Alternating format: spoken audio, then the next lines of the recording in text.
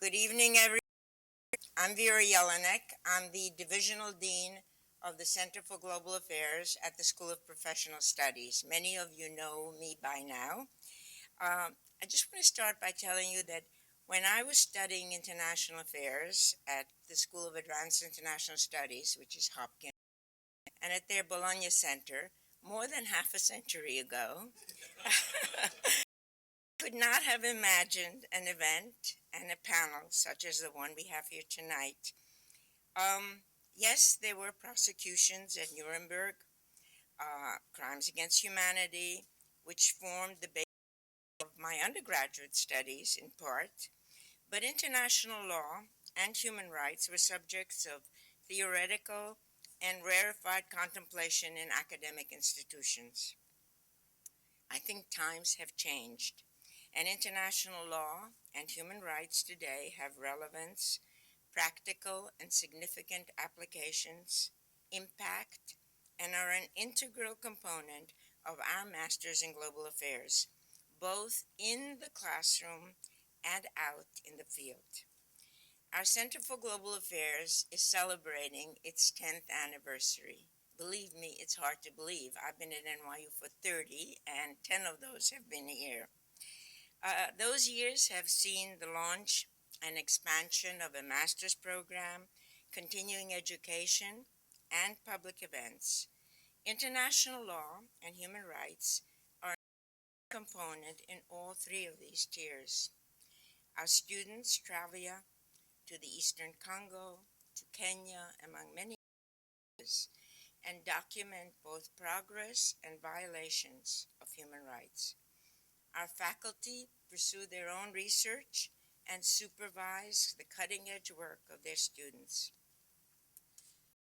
Moderator, Jennifer Trahan, is largely responsible for making international law and human rights such a dynamic and meaningful part of all three tiers of what we offer. She leads our international law concentration and human rights concentration and our field intensives to the former Yugoslavia, and imbues our students with her passionate commitment to human rights protection and observance. She has warned me several times to be brief about her achievements, so I will only highlight a few. She teaches international law, human rights in theory and practice, international justice, trans, the U.S. use of force, war on terror, and many others. She has, in the past, worked with the International Justice Program of Human Rights Watch, served on the as an Iraq prosecutions consultant to the National Justice, and worked on cases before the Special Court for Sierra Leone and the International Tribunal for Rwanda. She is the author of numerous articles, including on the Iraqi High Tribunal, as well as 2 books on genocide, war crimes, and crimes against humanity. She was an NGO observer at the ICC Review Conference in Kampala, Uganda. She has also taught at Columbia and at Fordham, Brooklyn Law, New School, and elsewhere. Earlier in her career, she spent 10 years in private practice as a litigator at a large New York City law firm. We are absolutely delighted that she stopped that and that she came here and is teaching. She holds an AB from Amherst, a JD from NYU School of Law, and an LLM from Columbia Law School. And most important, she is a very valued member and respected member of our full-time faculty. Please join me in welcoming Jen Trahan, who will introduce tonight's panel.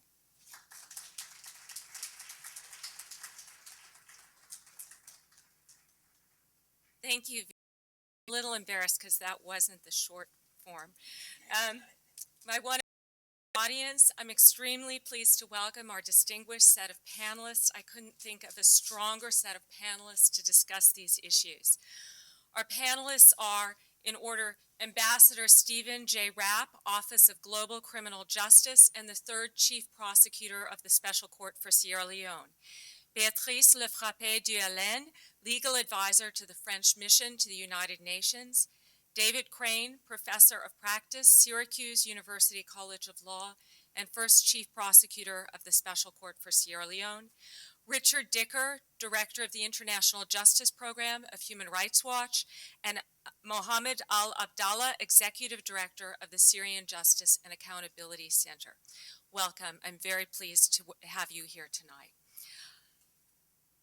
Horrific crimes have been committed and are being committed in the Syrian civil war, a war with nearly 200,000 fatalities. Government forces are implicated in massacres, widespread attacks on civilians, systematic murder, torture, rape, and forced disappearances, all amounting to crimes against humanity.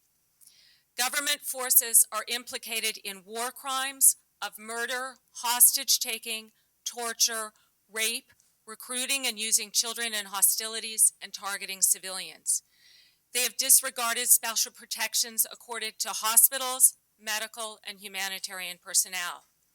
Government forces are implicated in indiscriminate and disproportionate aerial bombardment and shelling, including the use of barrel bombs, chlorine gas, and of course the horrific chemical weapons attack. In fact, David Crane has also co-authored the 2014 Syrian detainee report and detailed the systematic torture and killing of more than 11,000 detainees by the Syrian regime in one region alone. Non-state arms, and this would include the so-called Islamic State, ISIS, and the Front and the Islamic Front, are implicated in the war crimes of murder, execution, torture, hostage-taking, enforced disappearances, rape, recruiting and using children in hostilities, and attacking protected objects. They have targeted medical personnel, religious personnel, and as we all know, journalists. Armed groups have besieged and indiscriminately shelled civilian neighborhoods and used car bombs in civilian areas. Members of ISIS in particular have committed torture, murder, enforced disappearances, and forcible displacement. These all amount to crimes against humanity. And I'm taking these from the report of the International Independent Commission of Inquiry on the Syrian Arab Republic, UN document AHRC 60 from August 2014. Human Rights Watch has concluded in its report, Criminal Justice for Serious Crimes Under International Law, that foreign fighters and groups linked to al-Qaeda have been among the worst perpetrators of these abuses. The Commission of Inquiry concludes that there are hundreds of alleged perpetrators. One can very easily imagine a much higher figure. So how does one begin to ensure justice for these crimes? Given the dire headlines, you might think this is premature. I will suggest that it is not. There are important steps that can be taken in the short run. In the minimum, these would include preserving evidence, especially any government archives that are located. Perhaps most importantly, building shared international commitment that there must be a fair and impartial justice, creating political will. And the corollary that goes with this, that in no event can justice be negotiated away. In the longer term, what is possible will determine on how the outcome is achieved. Who is left in power? Whether there is some form of power sharing, and to what extent those in power are implicated in crimes or are aligned with those implicated in crimes. This may unfortunately limit the possibilities of what is achievable. There are potential routes to accountability, and I say only potential because it may be very difficult to ensure any of these. And here's where I will seek our panelists' views and guidance as to sort these out. Potential options might include UN Security Council referral of the situation to the International Criminal Court. France spearheaded this effort only to be thwarted by the Russian and Chinese use of the veto. Newly potentially on the table would be Iraq ratification of the International Criminal Court statute or execution of an Article 12.3 declaration under the statute. This would create jurisdiction over ISIS crimes in Iraq, but only in Iraq. We might imagine a hybrid tribunal. David Crane has been instrumental in formulating the Chautauqua Blueprint, setting forth a possible form of hybrid tribunal. And the domestic courts within Syria. They will need to be carefully analyzed in terms of capacity and perhaps a vetting mechanism utilized. Universal jurisdiction as well as domestic laws in other countries may play a role, and hopefully these mechanisms would be in conjunction with other transitional justice tools, such as vetting, reparations, and a truth commission. I'm going to turn to our panelists to help us sort out the strengths and weaknesses of these different approaches and make their recommendations. Let me start by asking them, and this would be to any panelist who wants to start us off.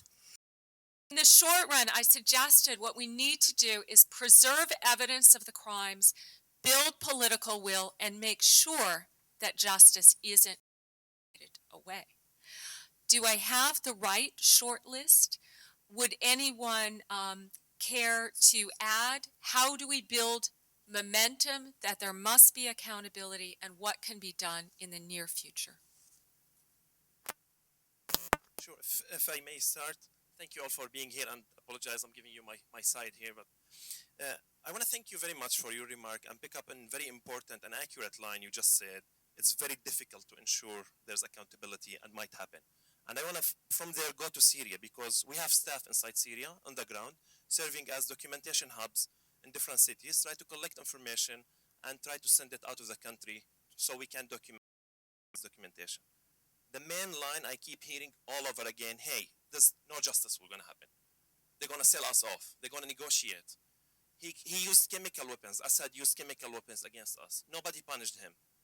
It's useless. We got some literally stopping the work because they believe some humanitarian aid, support, and work is more valuable and more meaningful than keep documenting. And that's the main problem here, because there's no real and clear commitment and direct and public strong commitment from the international community on the accountability case. And that will lead me to a very important point here. We hear lots of statements coming from lots of politicians and different, some UN mission members here.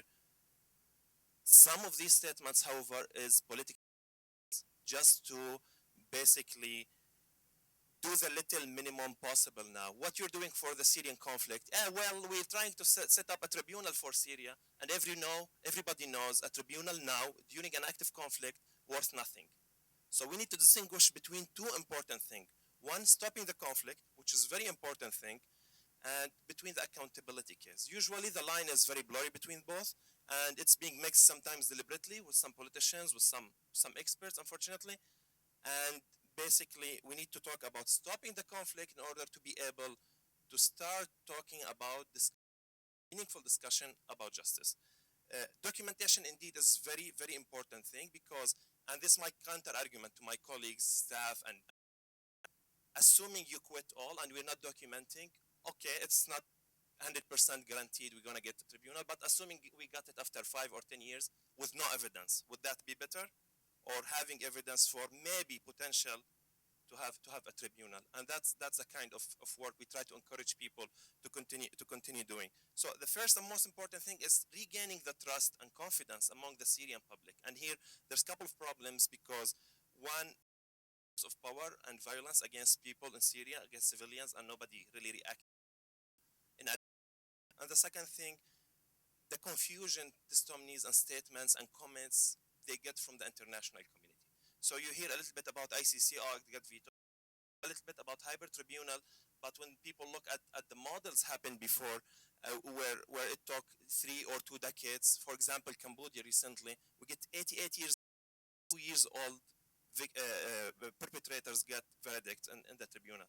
And Syrians doesn't want to hear this. Of course, now it's very, very difficult to map out what's the priorities of Syrians during an active war, because everybody just touched, they suffered a lot, and their demands might be revenge. So The problem I see here in this issue is the lack of public consultations with Syrians.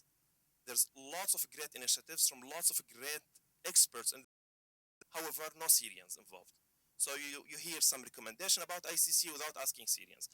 You hear recommendation about hybrid tribunal without you hear about domestic tribunals without asking Syrians. We did recently, and we're doing a second round of in-depth interviews. Lots of Syrians, random people selected in different areas of the country. They don't know what's the difference between ICC and hybrid tribunal and domestic tribunal and special chamber in the criminal court in Syria. There's a problem here. There's no outreach, no enough outreach happening to Syrians. So tell them, I think there's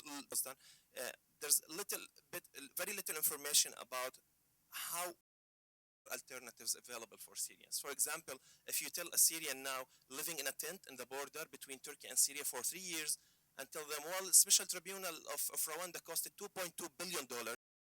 We get 6 million IDP refugees. And guess what? There's very little money available for reconstruction, but we're going to use it for a special tribunal. I don't think anybody will be in favor of a tribunal. A holistic approach of transitional justice, including for the militias, the militant, the disarmament and demobilization. Reparation programs for people, not necessarily to be money, could be apology, could be symbolic reparation programs, and truth commission, setting the truth about what happened in the country. It's as important as a tribunal.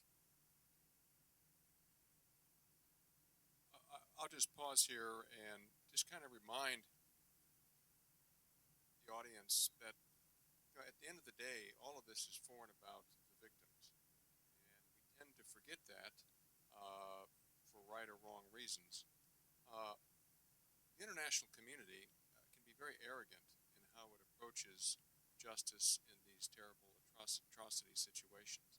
And we have to ask ourselves and constantly ask ourselves and remind ourselves that is the justice we seek, the international community, the justice they want. And if we don't have a correct answer for that, then we may be automatically setting ourselves up for failure.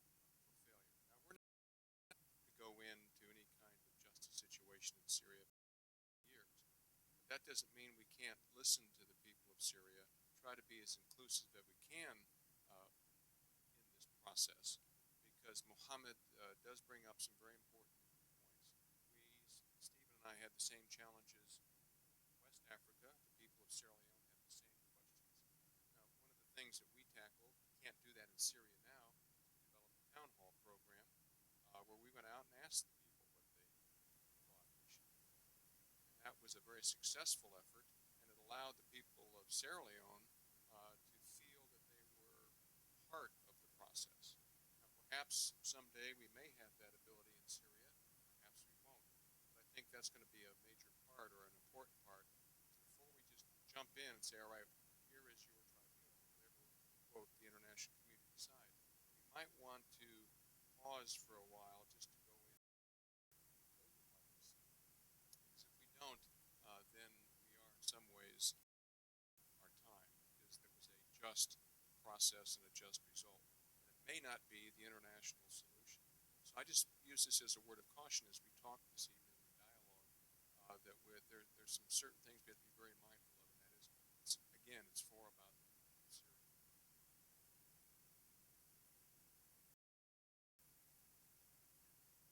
Thank you, Jennifer. And indeed, it remains for us very timely to speak about accountability in Syria now, and those were very good points. I will go a little bit further. I think there are a lot of things that we can do now. And I believe we have started, we're just out of a very big ministerial week in the UN. It's the opening of the General Assembly, and there were, I think one of the truly remarkable events of the week was a Danish event at ministerial level about what to do about accountability in Syria. And it's just to point out that it's still very much on everybody's mind. And a lot of good points were made during these exchanges between ministers. Immediate measures, foreign fighters. We can all assume our responsibilities towards foreign fighters. I'm sometimes surprised when even European countries say, why don't we refer foreign fighters to the ICC? Well, why don't we prosecute them themselves. And this is really the spirit of two resolutions that were adopted by the Security Council, 2070, 2078, very quickly, very swiftly, leadership of the UK and the US.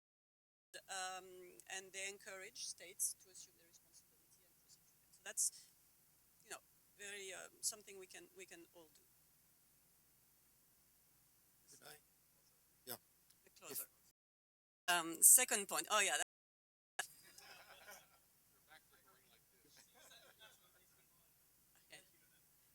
Do I start again? Yeah, I could. I'll go directly to the second point. Domestic domestic mechanisms is going to take a long. There is a French saying in my country. There is a French saying, well, to have one of those trees that only get big in 100 years, you'd better plant it now and not wait. And we would really think that we have to start working now. I was discussing it, and with the president of there was a representative of the Syrian coalition, the Syrian opposition in New York yesterday, Dr. Gabjan, and he's already thinking, and we're already thinking about modalities. You have the liberated areas. They want governance, they want security, they want services, they want training for police already there. You have what we call the network of free judges and free lawyers. Again, we can also consult them and see what they need.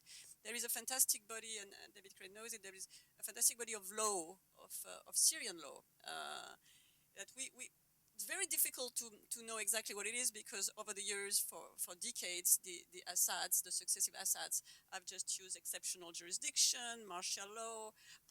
So there is a review that has been started of this, to see how it can be made international standards, so that we are ready when the times come.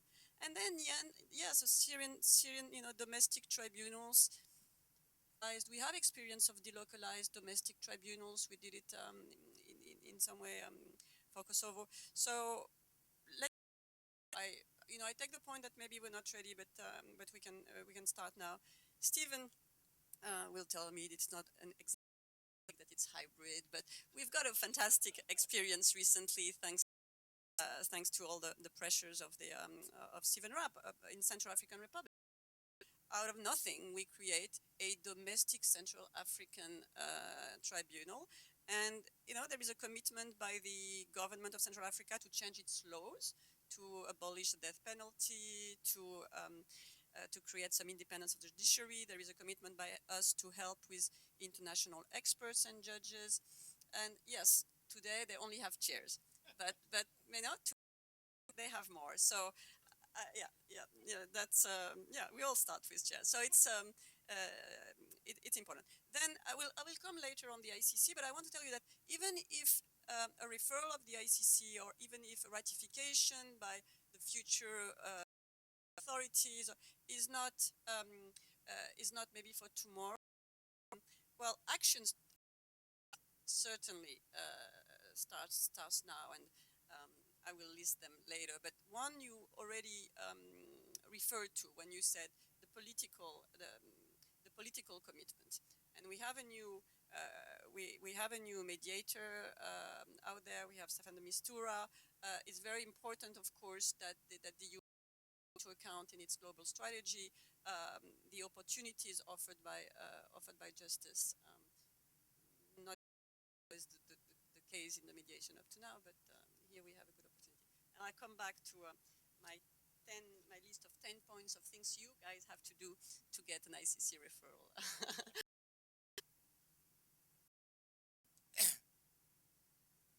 Just, I don't know if this is on. I'll look to the back of the room.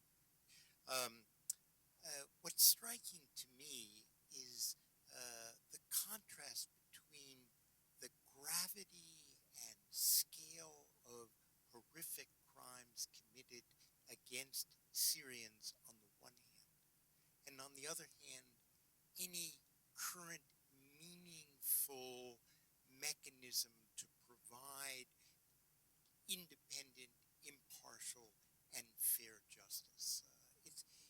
It's deeply troubling, and I think reflects the tough terrain justice track is on. And that's for several reasons. But I believe that the steps we take, and we as civil society organizations and governments today, are absolutely crucial in keeping accountability in the picture, even if the results are long-term down the road. And I say that out of a sense of the imperative of keeping faith with victims and others in Syria who have suffered so grievously over the last 3.5 years. I think as international community, if one wants to use that term, there is that responsibility of keeping faith, letting them know that there are efforts at bringing about accountability for what they have experienced. I also think as activists, as all on the panel are, on behalf of justice, it's imperative in the standards, the norms, institutions of accountability in the face of such stark impunity that we continue to project into Syria that there are efforts at accountability afoot. I want to end my comment by just flagging a few things, tagging on to Beatrice's list, that could be done in the very short term. First, have UN member states committed to justice get the Syria Commission of Inquiry over here in the next few months to brief the General Assembly on its most recent findings. All that would take is a group of governments committed to that to go to the office of the President of the General Assembly and say, we want to see this happen.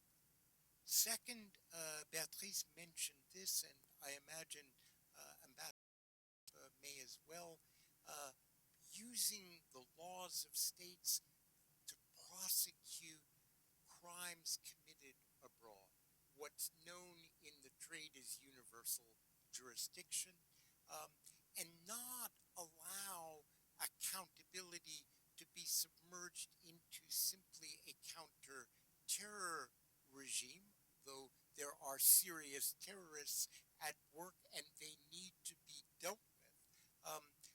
We can't lose the sight of accountability for crimes against humanity and war crimes.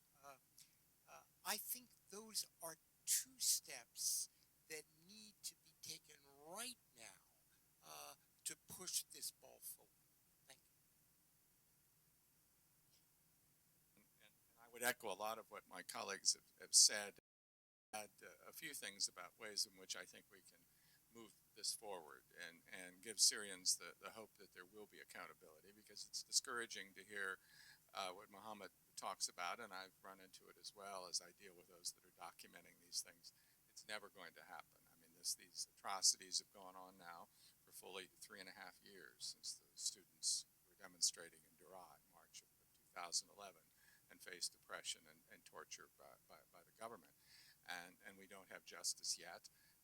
Other situations, though, have taken longer. And what we've seen internationally in the course of the last 20 years, that there, even though one can't see when it's happening how a Milosevic will ever be brought to trial, but he is, or a Charles Taylor for the crimes for which he was responsible in West Africa, or the people who were committing the genocide, thinking they could get away with it. Sometimes it was possible to respond more quickly there. Other situations, it's taken longer. And frankly, I think every time we even put an 82-year-old on trial for killing 2 million people, we send a signal that there's no, if you're the you're author of these horrendous atrocities, there's no escaping it in this life. It will catch up with you. And continuing to deliver that message in places where we can is, I think, useful for Syria. Not enough, though. echo that this, in all our U.S. government statements, we've talked about this being a Syrian-led process. Mohammed is here from the Syrian Justice and Accountability Center, which was called for by Secretary Clinton in Istanbul in April of 2012, and then stood up with an independent board with active Syrian participation, with donors and contributors from dozens of states. And it's doing this great job of documenting and supporting other organizations that are similarly doing it. And this is extremely important as someone who's prosecuted these cases on and in Rwanda, because as Mohammed said, at the end of the day, we don't want to prosecute the foot soldier. We don't want to prosecute the child soldier who was dragooned into it and sent out there. We want to find a way to reconcile with the community. But the real authors of these crimes, the persons that stood to gain by their continued control and wealth, those are the individuals you want to target. But as a prosecutor, I'll tell you, just like prosecuting the mob, and the crazy Don walking around in Washington Square, you've got to prove that that person is responsible for those horrible things that their henchmen are doing. And one of the things that's been very positive about the Syrian experience of the government is that hundreds of thousands of pages of documents have fallen into the hands of these documentation centers. And these people are like Nazis. They write everything down, just like with a defector who was involved in this process of taking pictures, 55,000 pictures of 11,000 people that had been murdered in custody, 400 with their eyes gouged out, people with chemical burns on their bodies, people eviscerated with their intestines outside their bodies. I mean, it's this horrendous thing taken by the government itself, etc., and documented with numbers on each individual. So that kind of information, the documents about those detention centers where it happened, can make these cases eventually in the future.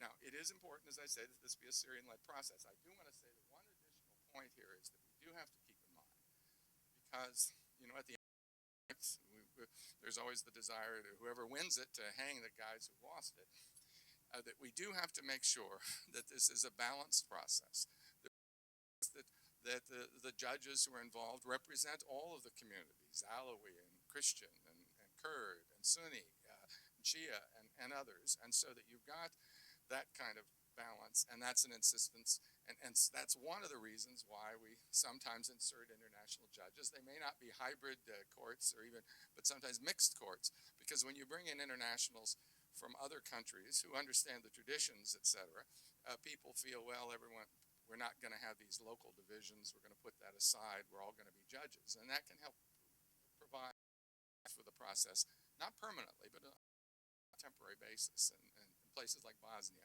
that's been highly successful.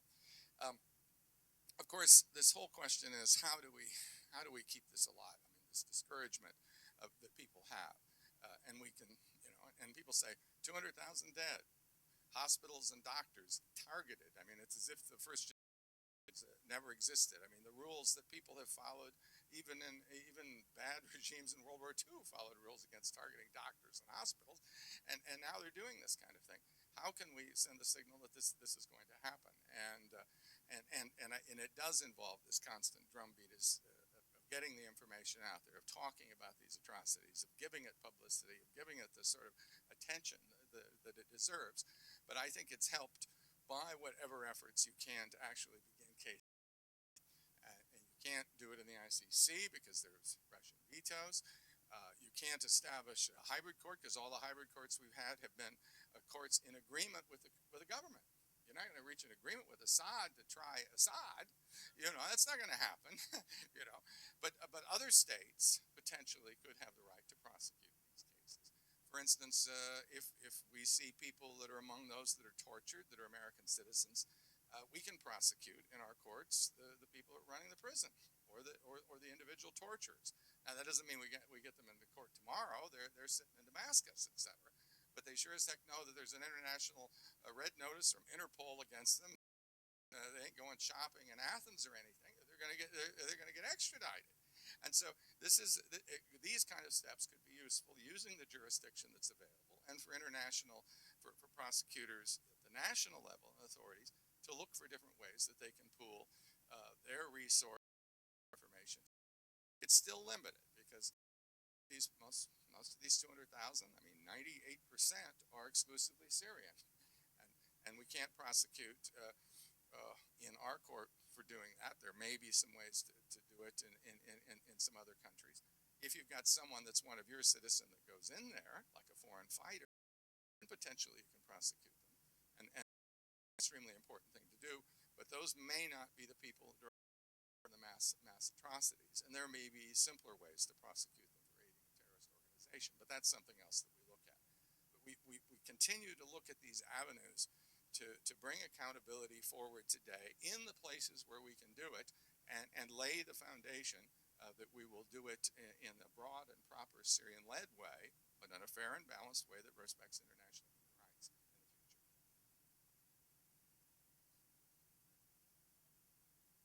Jennifer talked about preservation. Just 10 years ago, when we were in Sierra Leone, we got our evidence the hard way. We had investigators go out evidence, and we built our cases based on the evidence that was garnered through direct and circumstantial evidence.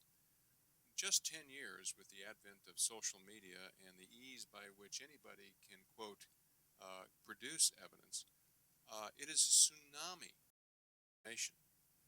We're talking terabytes of data,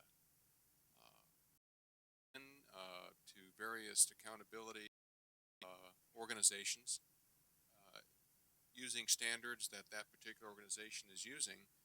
But I'm here to tell you, 90%, 95% of that data, that information, is worthless in court.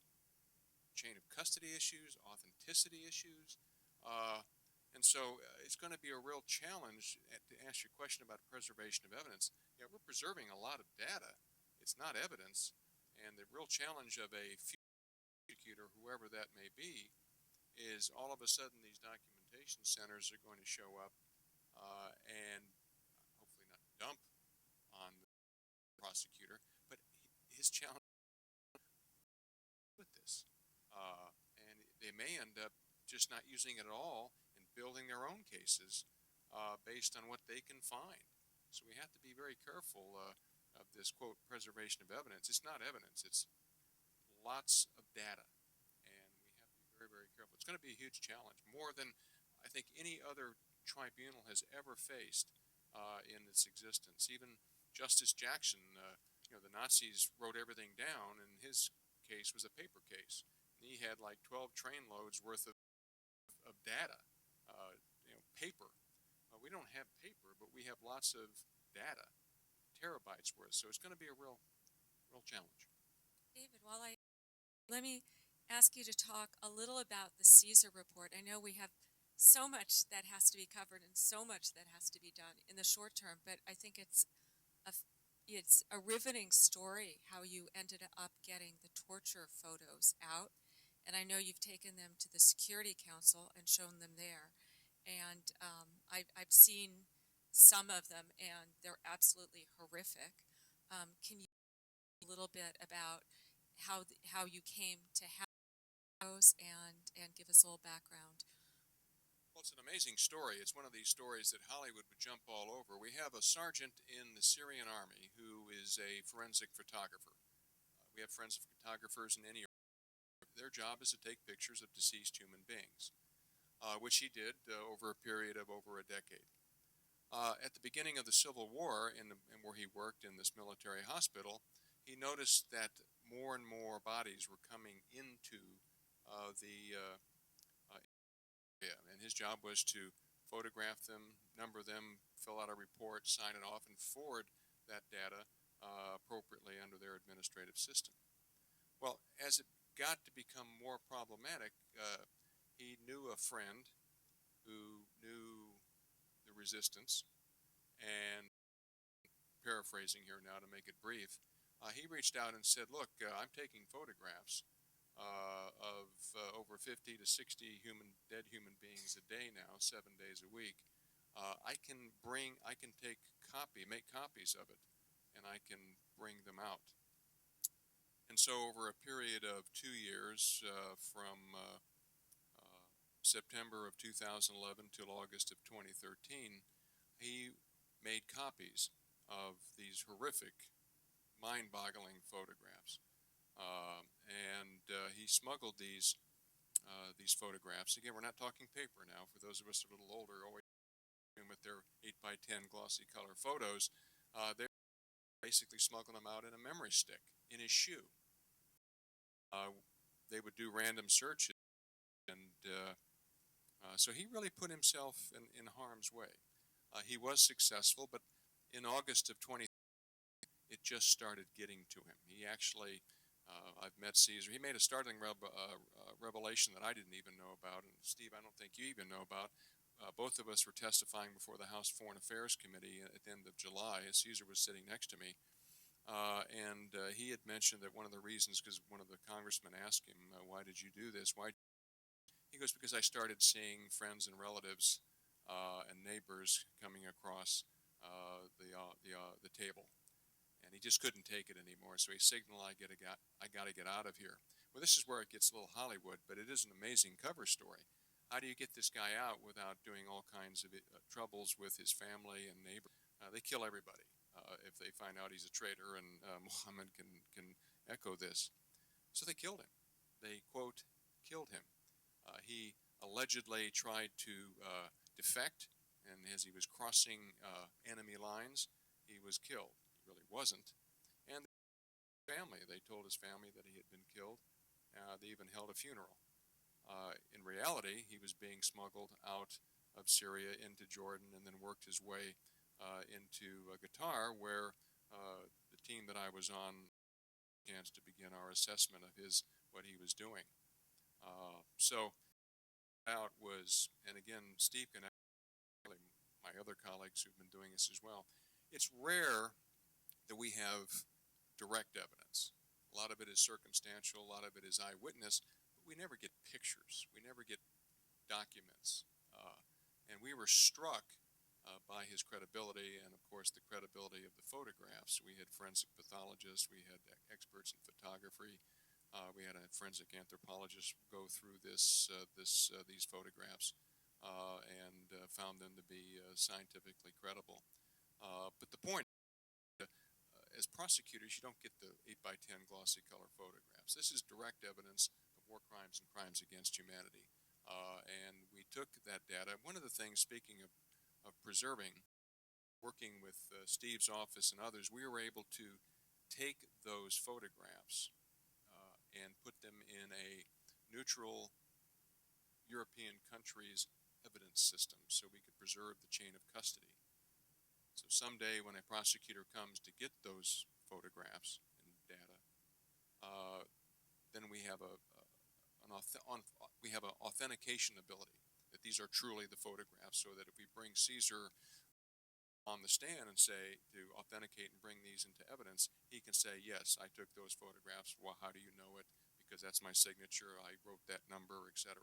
And those pictures come into evidence, which are now preserved and will be in this evidence locker for until it's asked for appropriately under law, and then it can be brought in. This is the challenge that I was talking about.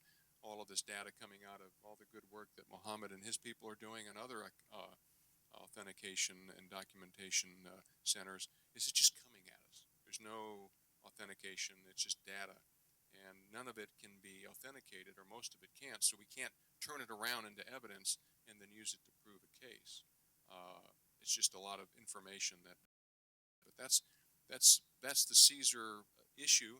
But it is, at the end of the day, as we said in our report, it's direct evidence that the Assad regime has an industrialized killing going on, and it's clear and direct evidence that it's war crimes and crimes against humanity. If I could add just a quick word on this point before moving on. The amount of material, and I'm glad you've characterized it not as evidence, but information and data, is I think unprecedented in terms of any atrocity crime situation that I can remember. And I guess a question under the rubric of what can be done now is what can be done now more effectively for those inside Syria to publicize the, if you will, industrial of information that will in one way either be used to facilitate prosecutions. That let's turn a challenge into a positive in terms of the aspirations and hopes of folks in Syria. Last point is um, I'm interested in hearing is 10 things we have to do to get a referral to the ICC, and I will take very careful notes. I do want to say that I think we need all the toolkit, you know, the ICC, some kind of mixed mechanism, national courts together, along with the truth-telling, vetting, reparations, etc. So I just don't want to get into a debate over this versus that when we're going to need the people of Syria are going to need every tool to work as effectively as possible. Thank you, Richard, for that. Absolutely. I think you might analogize to a number of our situation countries. Like in the former Yugoslavia, we have the Yugoslav Tribunal, we have a hybrid, and we have domestic courts. Rwanda, we have the International Criminal Tribunal. For Rwanda, we have prosecutions in domestic courts, and we have Gacaca. We see the need for multiple tiers of justice in these horrific crime scenes. So I also wanted to turn to Beatrice and talk about France's work to get the referral resolution. We see an outpouring of support. I think it was 64 General Assembly states support this, over 100 NGOs support this, and then it gets vetoed.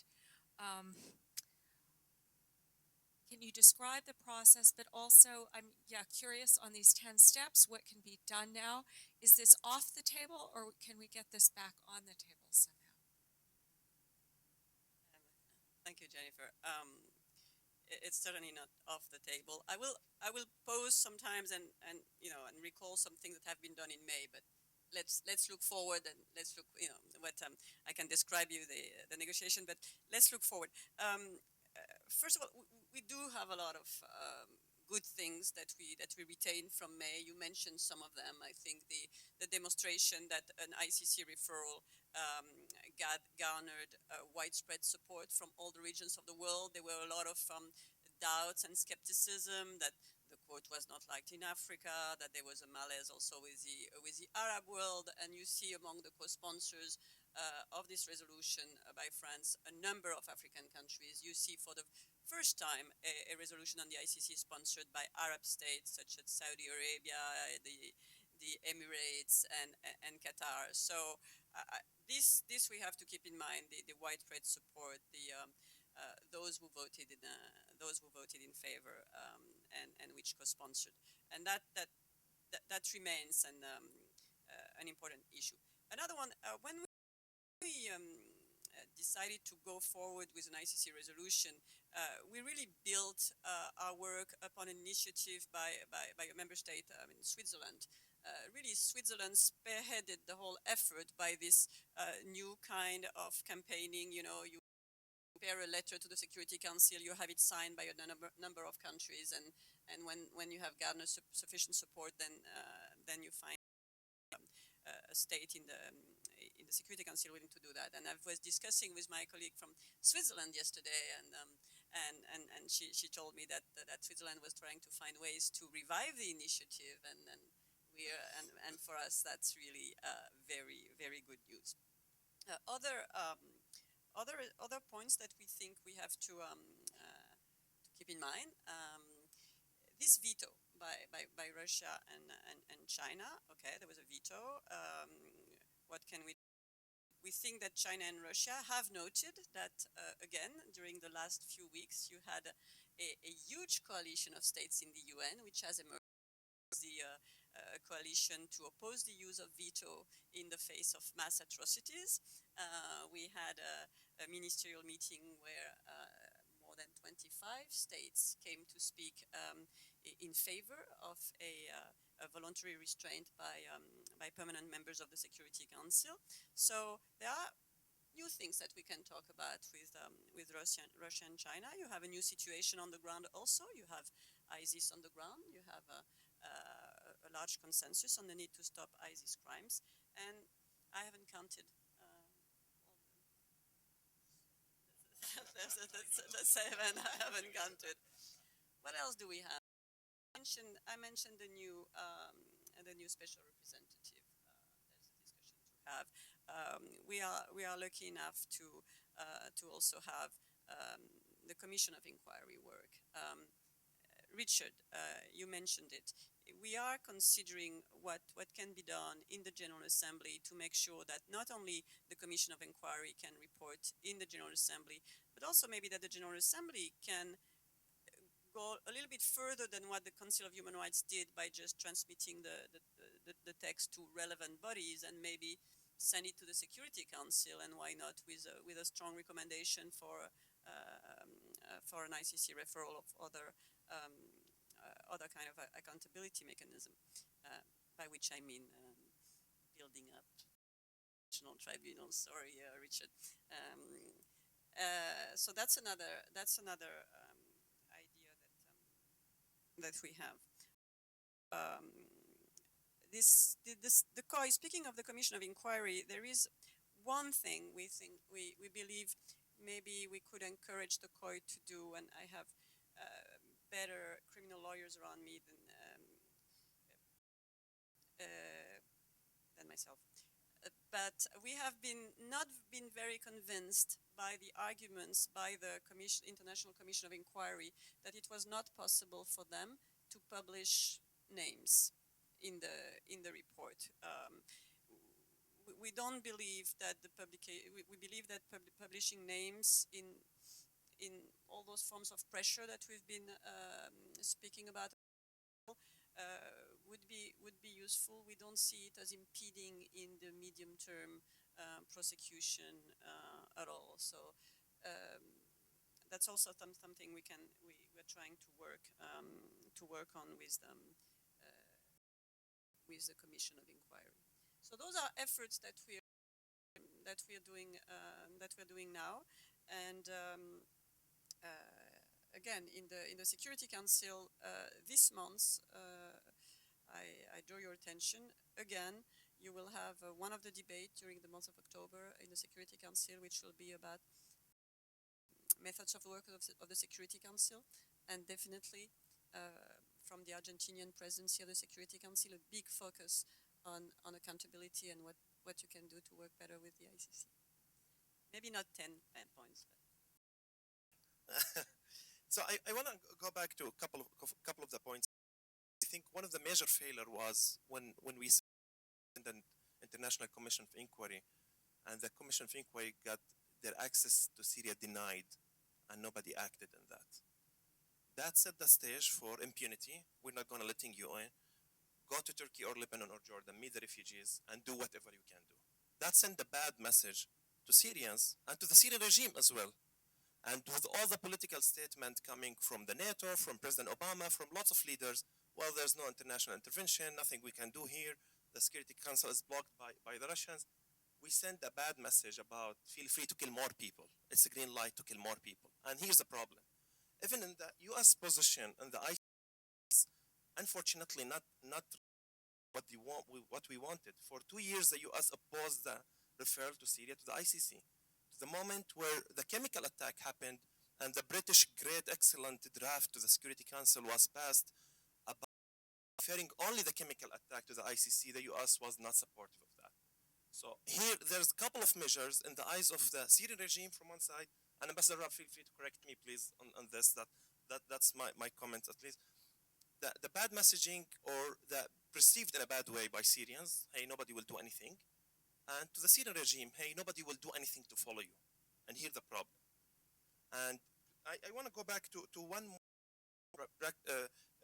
You mentioned Patricia, about working with the legal councils, with the Free Lawyers Association and Free Judges Association. These are great example of missed opportunities that we could have used in much more powerful way, and we missed them because in the moment when we had in court the liberated areas waiting for help and support, we did not help them, the internationals I'm talking here, and we did not help them in anything meaningful. Now we're trying to implement projects to support the stability in the liberated areas 2 years late after ISIS came and took over the liberated areas, and there's nothing doable and possible. And I want to hint a little bit on the U.S. support to the U.S. Congress passed a resolution approving $500 million of lethal and military support to the in-quote moderate opposition groups. And here where the U.S. has a good and excellent opportunity to do the vetting not only in counterterrorism, but also on human rights violation.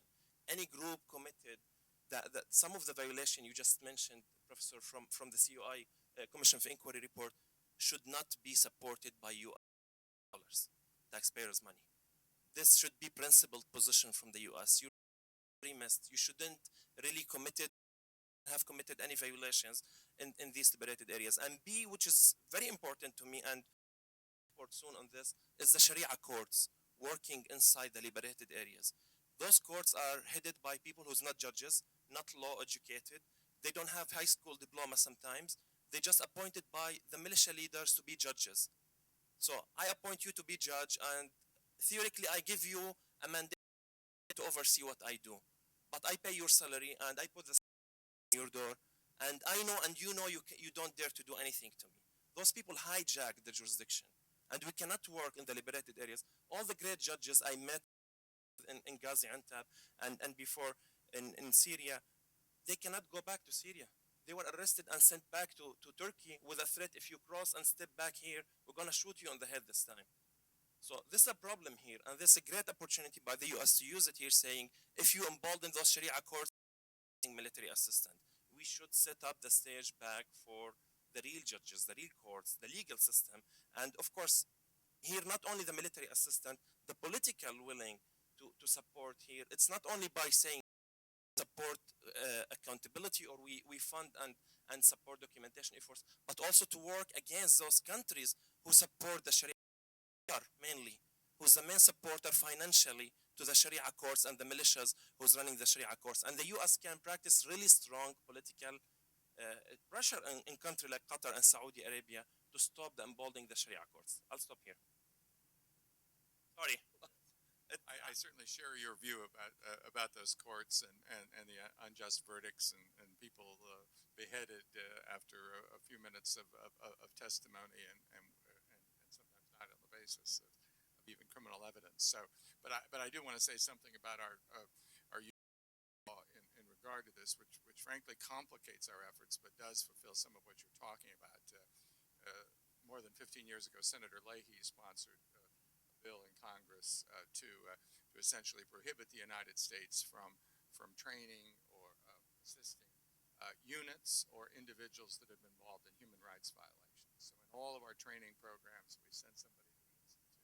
We come to town in order to have a seminar for each of those people have to be vetted in terms of their human rights background. And of course, this can create problems in a conflict zone where it's hard to determine what somebody did at one time or another. But clearly the program that we're talking about in terms of the moderate opposition will have to go through that kind of step, which is one of the reasons why people complain that it won't be immediately effective. A while to go through that process, but that's necessary to accomplish what. To follow up and sort of on the question of other things that can be done, and of course, in the absence of Security Council. And if we don't have the Security Council for ICC, in other words, 9 votes and no veto out of 15, and if any of the 5 voting no, and we got 9 affirmative votes, we can't go to the ICC. We also can't even pass a sanctions regime, or the kind of resolution we had on Charles Taylor, or that we have in the CAR in Central African Republic, or in other situations where you have a panel of experts that goes out and identifies who the arms traders are and who the human rights violators are, and puts those people on international sanctions to have their assets frozen or their travel restricted. So we can't go there, but countries can. And both ourselves and the EU have a sanctions program, and we're sanctioning people in the Syrian conflict that have been engaged in human rights violations. But one thing that's happened in Europe recently is, of course, well, the evidence wasn't strong enough to sanction this person or this institution, and then those sanctions are knocked down legally. I think we need to be able at least to use the kind of evidence that we're developing now to be able to support that kind of sanctions regime. And frankly, said, well, they can't go to Europe. Their accounts are frozen in Europe or the U.S. It may be more symbolic than real, but there is nothing wrong. I mean, with sanctioning people, even with naming their names publicly, as long as you're not sending somebody to prison, as long as there's a strong basis for doing it. The commissions of inquiry that have been established by the Human Rights Council, like we have in Syria, and I understand the Human Rights Council is a council in Geneva with 47 countries on it that are elected by the General Assembly. The United States and France are now members of it. By a simple majority, it can establish a commission of inquiry. That's why we've got it. Russia and China can't stop it in Geneva. On the other hand, they write reports, and they can't get in the door if the country says no, and they have to do the best job. Every few months they issue their reports, and we learn longer than any. And they've actually, they were telling us the other day, have interviewed 3,218 people so far, etc. So they're doing fantastic work, but they don't name their suspects because they're a little concerned that would violate their rights, and they instead create a list of suspects and give it to the High Committee, puts it in a safe, and saves it.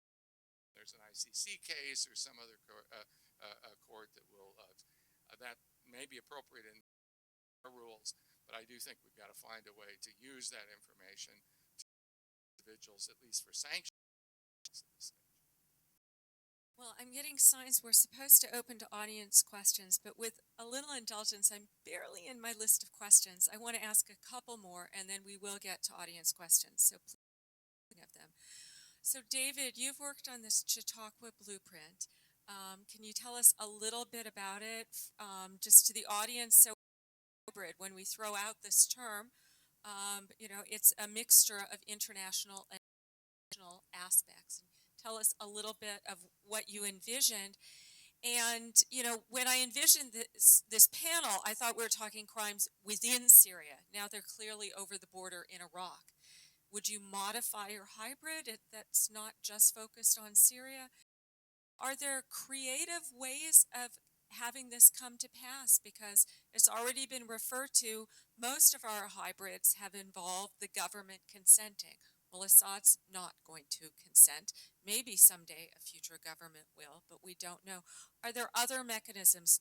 We have seen the special tribunal for Lebanon created by the Security Council, but I think we can anticipate a Chinese-Russian veto there as well. Could you have a regional organization, the Arab League, the Organization for Islamic Cooperation? Can we have out-of-the-box thoughts on how do we do a hybrid? I think we're going to have a new hybrid. The EU's doing a hybrid involving Kosovo. So we're getting a little out of the box. So a lot of questions about hybrids for you.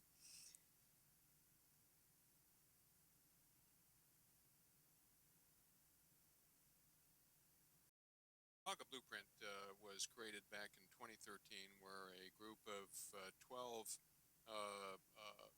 eminent scholars and practitioners, individuals who really helped create what we call modern international criminal, got together and said, this has never been done before, and that is when we have an atrocity, reacts to it, and then decides to create a court, and then drafts a statute, and then it's passed, and then the court is created. Many things that are going on that are very innovative, and one of which is why don't we put together a statute and put it out there that contemplates allowing a domestic court, a group of nations, the international court, to use as a structure by which they could pass legislation or have a resolution created that would cause a court to happen, such as a hybrid. The Chautauqua Declaration is quite detailed. It's literally a statute that not only lays out what a court would look like, the makeup of the court, jurisdiction of the court, etc., but also the types of crimes that it would actually prosecute, etc. What we use are the authority to actually arrest, indict, and prosecute individuals. So the theory was that we would have this available to the international community as well as the Syrian domestic system to be able to use this as a model to pass legislation to create whatever they decide it would be. So it's a little bit of misnomer. Yes, it's contemplated that it could be a hybrid court, a mixed court of both Syrian and international, but also it was designed also to allow the Syrians themselves to take the declaration and model their own bill to create the court itself as well. So again, I think it's exciting. It's never been done before. I think it's gotten traction. It's out there, and I think it'll benefit the thinking and in four corners what it takes based on just 20 years worth of experience. This wasn't just a bunch of academics writing this down. These were the people who helped create the ICTY and the ICTR and were at Rome and created the Special Court for Sierra Leone and then worked through these systems as well to create those. So, that's the Chautauqua blueprint. Thanks. I know probably the others want to respond, but I'm getting signs I have to move on. I want to give Mohammed the last question. So Syrian views on all this. So I've seen your poll results, which say Syrians want accountability, but they favor a Syrian court. I want to ask you, to what extent do they know what the ICC is, what a hybrid is, and is it possible we have formulated it, which one of these do you want? Whereas I think, I don't want to put words in the panelist's mouth, but I think none of us would say any one mechanism is going to do the full job. So maybe if there's an understanding that we're saying it's got to be approached, I don't think any of us would deny the importance of Syrian courts. So multiple levels are important. Do you think there would be support for ICC or hybrid in the context of multiple levels of justice? Indeed, the problem is the lack of understanding of the full concept of each one of these tribunals. What the tribunal about, how many cases can take, what's the financial economic consequences that a tribunal cost might be in a post-conflict, a post-war Syria that with a limited fund for reconstruction for the country. That concept is not there in the eyes of Syrians, and that's why I kept referring about poor communication and poor reach out to Syrians. And I referred those points to the Dutch Minister of Foreign Affairs in the round table last week. We need to do more to talk to Syrians, to tell them, hey, here's the available alternatives, here's the consequences, here's the package comes with it, and here's the other all mechanisms that can come hand in hand to achieve better justice model. It's not only one court versus others. In our interviews, though, one striking point was there is resistance, or I don't want to say hate, but hate sentiments against anything international. That's coming from 2 points. One, hey, you let us die for 4 years, and now you're taking our tribunal. Go out, we're doing it our way. The second thing, there's a great, there's a big, not a great, a big sentiments toward revenge and killing. International tribunal will not allow that. Everybody knows international standards should and must be respected here. Otherwise, it's not a tribunal. So the victor justice is a problem. It might be there. And unfortunately, we have to say this, the reality will impose the way it will conclude is going to basically have a big part of the saying which model we're moving. And the third, the most important point is the death penalty. After Assad used chemical weapons against us, killed 250,000 people, 9 million refugees, and now we're going to send him to 14 years prison in the 5 stars hotel in The Hague. We're not going to take that. So we're doing it our way, but the civilized way of killing through a court in Syria. And we have all the rights to look in suspicion about a domestic mechanism that does not really take in consideration national guarantees for fair trials. I just wanted to follow up on one point, and obviously this is a debate, and we have to work these things out with Syrians. On the other hand, getting international support and buy-in and making it will be part of this process, because obviously we don't want this to be a court that adds to conflict. We want it to be a court that reconciles. I did want to say something about international justice, and I know David and I heard it in Sierra Leone. People said, why are you spending money on this court? Couldn't you spend it on development, et cetera? And And by the end of the court, people weren't saying that anymore. They were saying, you sent the message that you can't gain power by violence, and we've had a couple of elections, and the opposition won and was allowed to win, and society still, with a lot of challenges, and all of us our countries were providing major development aid, but having a court helped establish peace. And I was in a forum not long ago with some academic experts, Catherine Sinkink and others, that have actually done studies. A lot of it comes out of Latin America and elsewhere, but where there actually have been prosecutions for serious human rights violations. When there's been international prosecutions, provided they're communicated to the national level and the people see what's happened, those societies afterwards have had less violence, less attacks on personal integrity. It's a demonstrable thing. Societies that skip that process continue to have these problems, continue to recur. So at the end of the day, as we have, you know, if somebody can come in and take your daughter away and make her a child bride and make your son a child soldier, chop off your son's hand and kill your wife and burn down your house, what's development? You know, you can't build, you can't do anything unless you've got the rule of law and clear message that there's consequences for these atrocities. So it's fundamental, and it's something that we have to invest in. Very quickly, two thoughts. One, I worry, frankly, that the prospects for any kind of tribunal that you mentioned, Jennifer, is declining because some of the states involved or might be involved in a regional tribunal, and I'm thinking of states from the Gulf region who were very interested in pushing after the vetoed ICC referral, some other mechanism.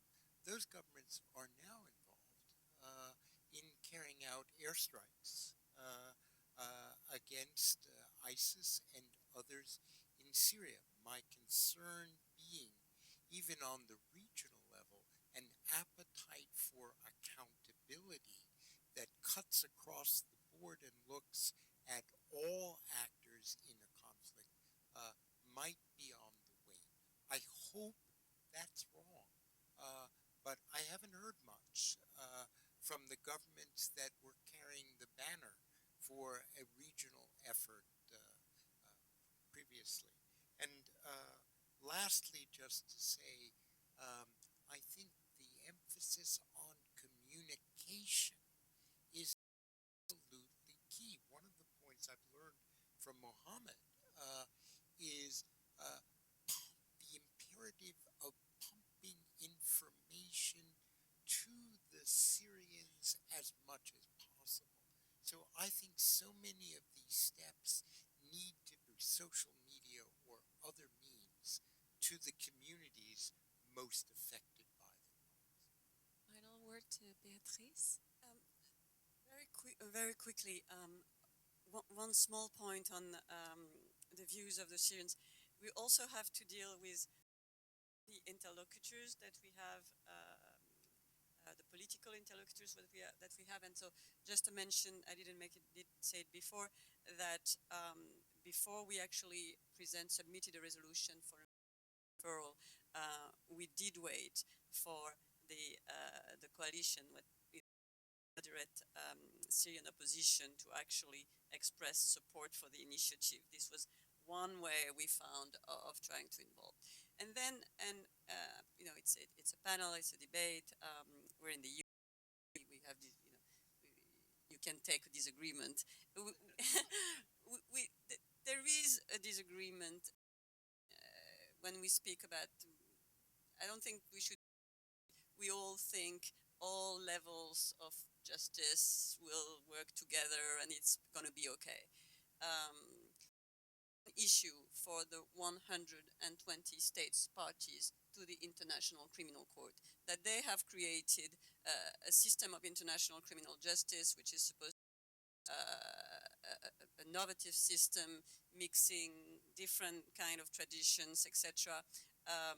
It's going to be very difficult for them to have nowadays a special, something that looked like a special court with a new code. For us, it kind of introduced too many standards now of justice, and there is a very good point made by Richard that depending on which states support this, there can be doubt about the credibility and legitimacy. This is why, for us, it's not really a matter of wording when we say that it's a little bit easier for us to support Syrian National Court in one way or another. You spoke about what the EU does, but it's very interesting. The EU called it a delocalized Kosovo court or a Kosovo tribunal delocalized, but not an.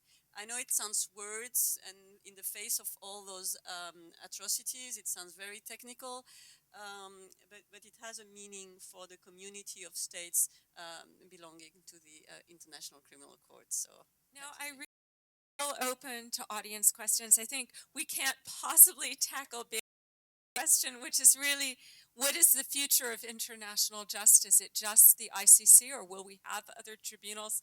And I would like to do another panel on that another night. Any audience questions? Yes, in the back. We have roving mics that will come towards you. Hi, my name is Srinjoy. Can you hear me? I'm from Human Rights Watch. I have a question for Professor. Professor? Yeah, Professor Crane. Sorry, I forgot your name. So, I believe you, in your blueprint, you were trying to draft an outline for a domestic hybrid court, but I've not read it, and I don't know what the. But one of the reservations which I have is,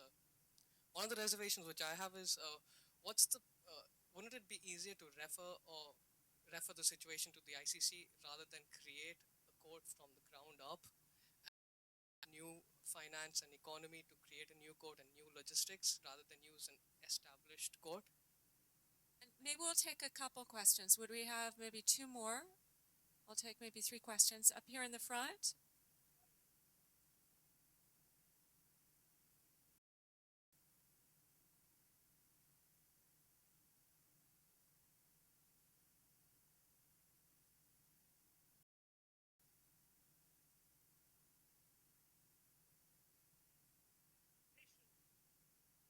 Which had that information was the U.S. To Richard's surprise, when he asked for the information from the U.S., they said, no, you're not getting it. So here's the problem. If you're a special prosecutor or you're looking for evidence, what happens when you're up against a powerful state, which for political reasons has the evidence, but won't hand it over? Okay, maybe one more question, and then we'll turn to these. No? No courageous soul. Okay, we'll start with these two. David, I guess? I still didn't get the question. I couldn't hear. Oh. Well, it's the $25 question, and 120 nations are kind of asking that question repeatedly, and it's an important and fair question. We've worked very hard to create a permanent international court to deal with atrocities. However, there are some limitations to the ICC, and one of which is it was always designed to be a court of last resort, all right, and the most egregious crimes. And with the principle of complementarity, the emphasis on the state's parties who were willing and able to prosecute to do so, and willing or unable, or another state party chose not to prosecute, then the ICC could step in. So we tend to think that the ICC is this overall umbrella that can take any case, anytime, and prosecute and seek justice for people who are oppressed. That really isn't true, and it is never to be that. Facing in the 21st century, where nothing is black and white, lots of grays, we still have to deal with the gray issues, and at times we may have to do other things in order to seek justice for people who are victims of atrocity. And you're seeing this debate right now. We're trying to deal with situations that are changing on a weekly basis as far as circumstances and atrocity within the region itself. But it's a good question and a fair question. But we're not trying to diminish the importance of the ICC. We're trying to seek justice. Sometimes that justice may or may not be the International Criminal Court. And I would concur in what David said. I think it's important to note that in none of the situations in which the ICC has been involved is it more than 4 people to trial. It only handles a few, and then there, of course, certainly in a Syrian context, there are at least dozens of authors of mass atrocity on different sides. And so where are those people going to be tried? Maybe at the national level, but maybe you can't do it there. And this is one of the reasons even the International Criminal Tribunal for the former Yugoslavia charged 161 people, which 10 times what the ICC has brought to trial.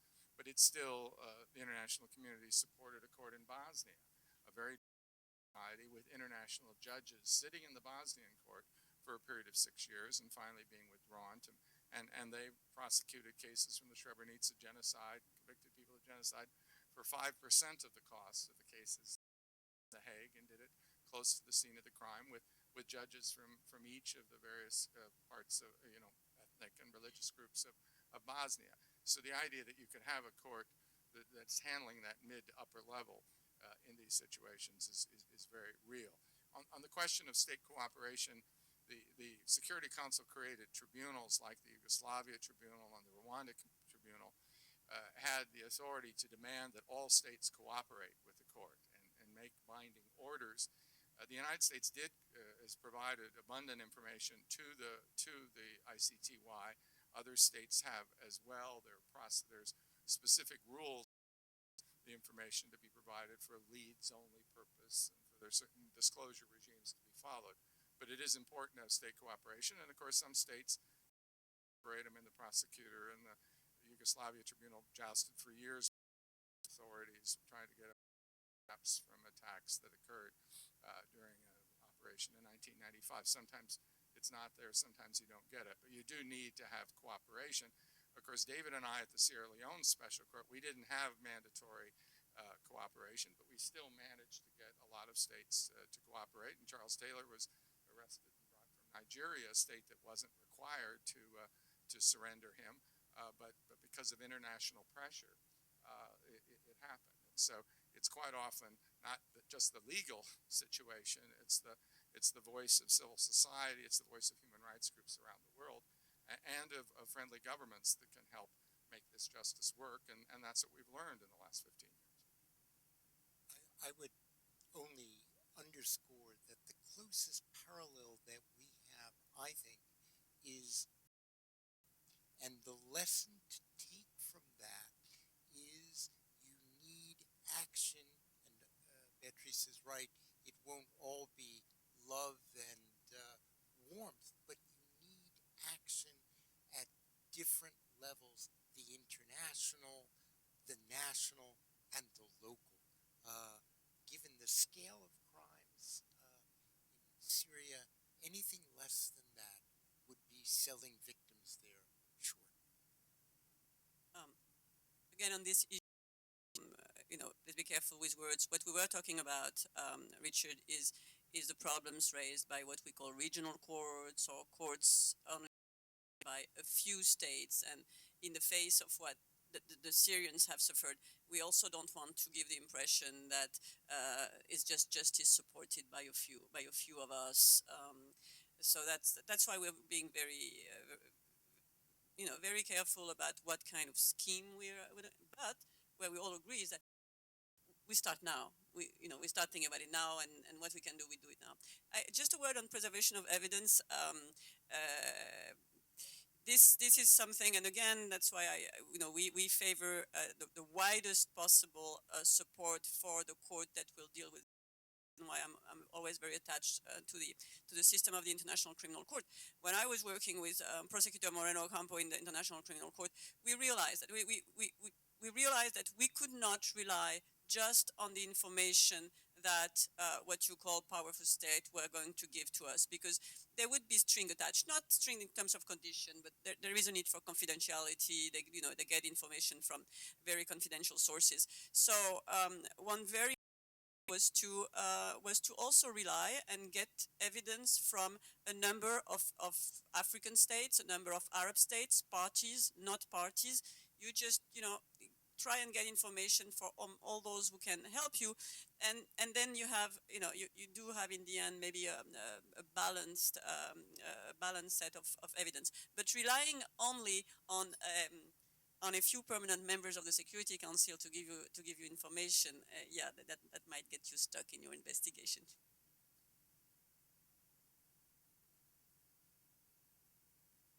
Yeah, but you do also get a lot of information from the regional countries. The regional countries can give you also a lot.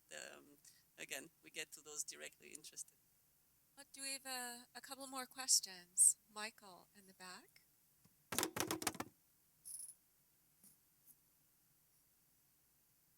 Thanks. Hello? Yeah. Thanks, Jennifer. Michael Cooper from the Plowshare Group. Just going back to a statement that David Crane made very early on in the presentation, and he asked the question, is the justice that the international community is prepared to deliver the justice that Syrians desire? And thinking about that comment, about sort of the theories of criminal justice, of why do we punish people? We punish them to rehabilitate them or to incapacitate them and keep them from doing further harm.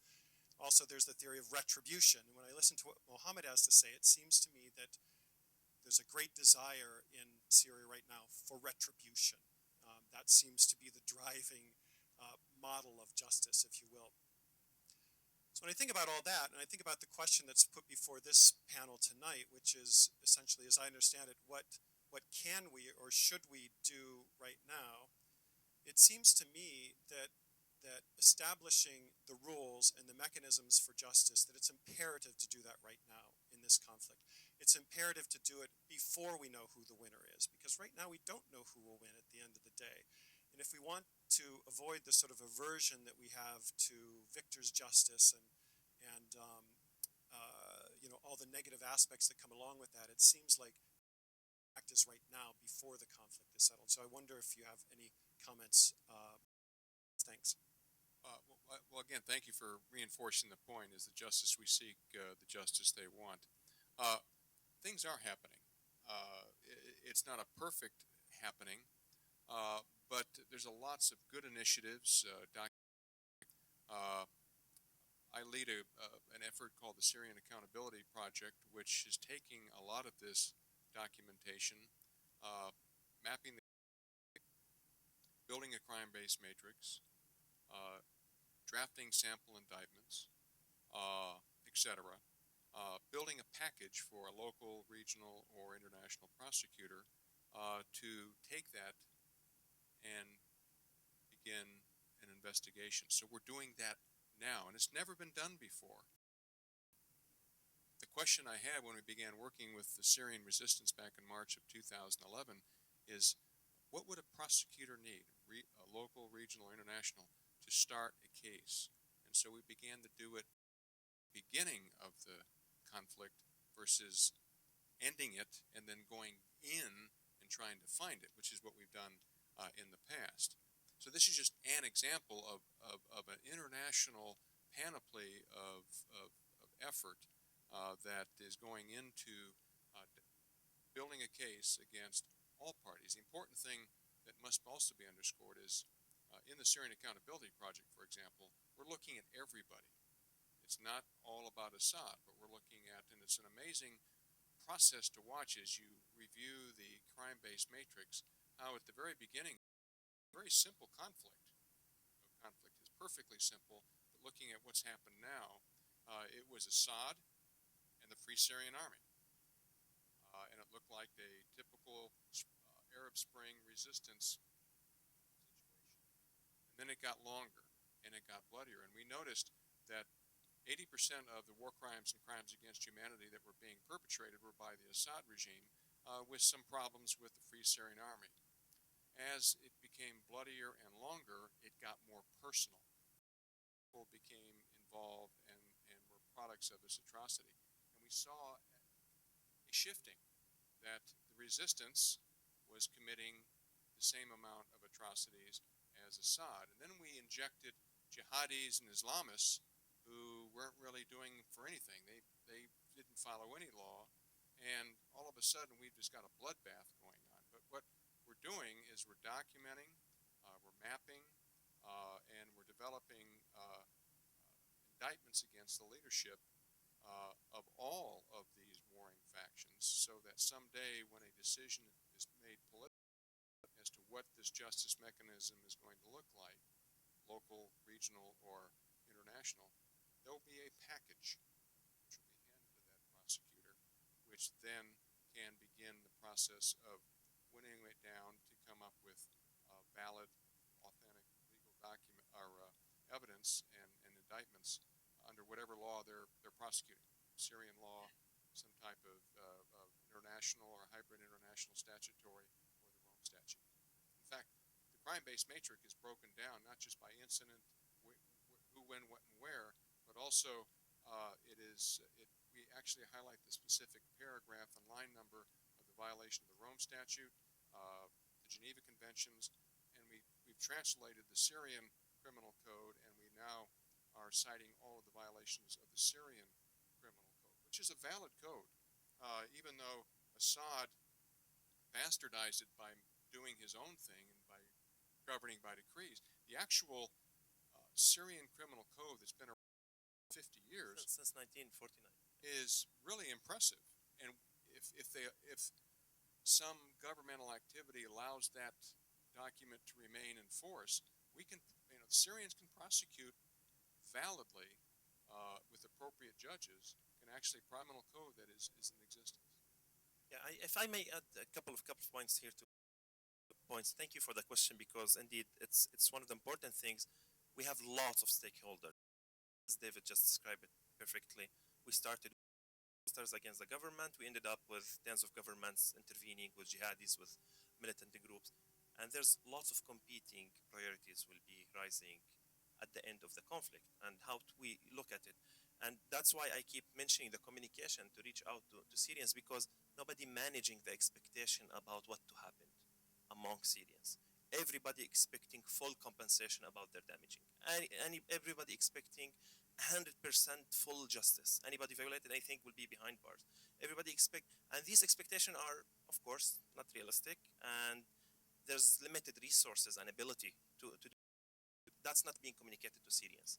And if they wanted to accept the international norms and the international standards, through communication to them right now and showing them the bad way, if you do it, the bad way, what the consequences would be. If you want to do a tribunal with death penalty, quick victor justice, nobody was supporting fund for that.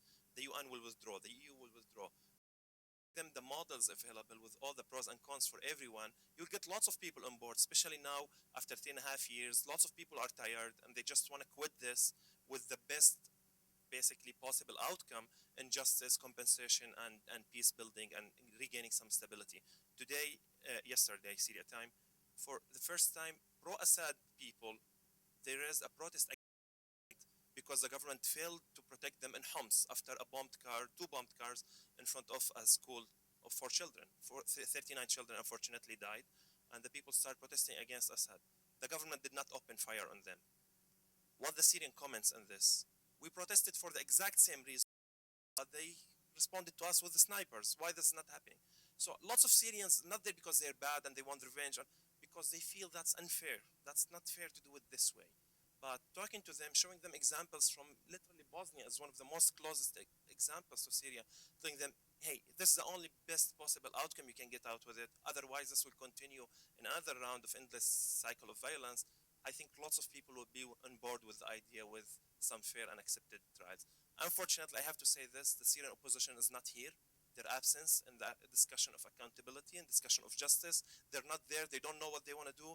There's no communication with Syrians. It's just one of the missed that although in Geneva negotiation and the session happened in February, the opposition did a good job using the human rights abuses that Assad committed, but it was used for the political debate, not only for the case of the justice itself.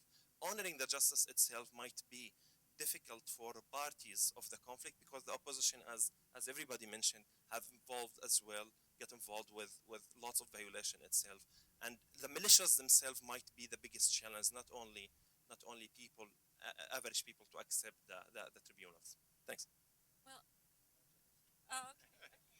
Just a small point, because I agree so much with Michael that it's important at least to lay out some of the principles of what this should be that it needs to include people of all of the various communities. The rights of each have that the justice process in criminal is only for the most serious perpetrators, that it's individual criminal responsibility, not group responsibility, that there are some principles.